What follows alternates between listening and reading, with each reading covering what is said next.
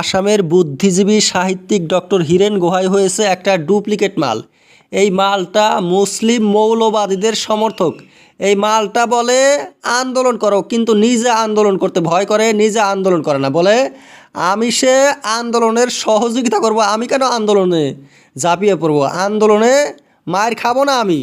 BJP leader আসামের মুখ্যমন্ত্রী doctor Himanta Biswa Sarma এমন ভাষণ দিয়েছে এই বুদ্ধিজীবীর বিরুদ্ধে।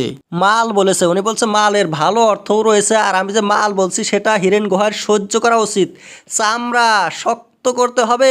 রাজনীতির মধ্যে আমাকেও অনেকে গালি দেয়, আমিও গালি দেই, গালি সহ্য করতে হবে। হীরেন গোহাইকে দেশদ্রোহীও বলেছে মুখ্যমন্ত্রী হিমন্ত বিশ্ব শর্মা। হীরেন গোহাই নাকি রাষ্ট্রবিরোধী।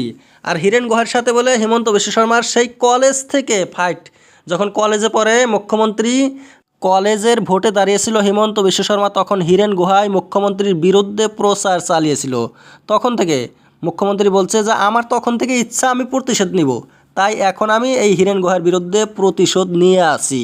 হীরেন গোহাই একজন লেখক, কিন্তু হিমন্ত বিশ্ব শর্মা বলছে হীরেন গোহাইয়ের কিতাবের মধ্যে অনেক নোংরা শব্দ আছে, আমি দেখিয়ে দিতে পারবো নোংরা শব্দ ওনার বইয়ের মধ্যে উনি লিখেছে।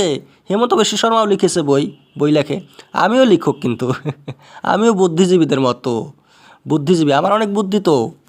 আসামের বুদ্ধিজীবীরা আবার বিজেপির বিরুদ্ধে, বিজেপিকে ভোট দিতে বারণ করেছিল। ভোট দিবেন না বিজেপিকে আপনারা যদি দেশকে বাঁচাইতে চান। তাই হিমন্ত বিশ্ব শর্মা বলছে যে এটা খুবই খারাপ, এখনও বলেই থাকে। এই যে বুদ্ধিজীবীরা, সাহিত্যিকরা, লেখকরা যে হীরেন গোহাইয়ের পক্ষে কথা বলে, হীরেন গোহাইকে সাপোর্ট করে, এটা খুবই শোচনীয়। মুখ্যমন্ত্রী যাই বলুক, আমিও বুদ্ধিজীবীদের মতো বিজেপির বিরুদ্ধে বলবোই, কারণ আমারও তো বুদ্ধি আছে। আমার কি